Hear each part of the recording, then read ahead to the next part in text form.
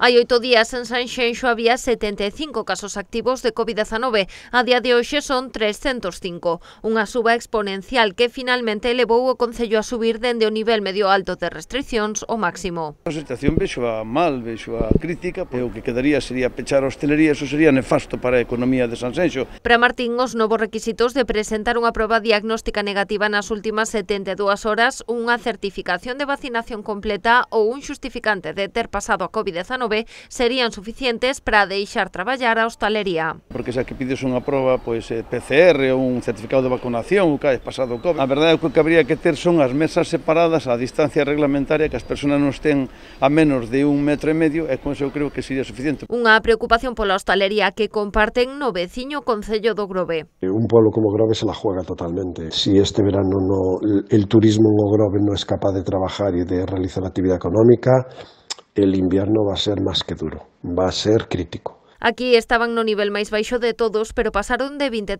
casos activos a 94 en tan só unha semana. Unha cifra na que, segundo o alcalde, pesa o elevado número de turistas que están estes días na localidade, que rexistra unha ocupación hoteleira dun 85%. El temor, cómo va a afectar esta medida que se pone en marcha del viernes al sábado en cuanto a cancelaciones, a previsiones a partir de la semana que viene. Cambados e outro dos concellos do Salnés que a partir do sábado 24 estarán no nivel máximo. Aquí a sensación é agridoce. Xa estaban no nivel alto que, aplicando os anteriores criterios do comité, supoñía o peche do interior da hostalería.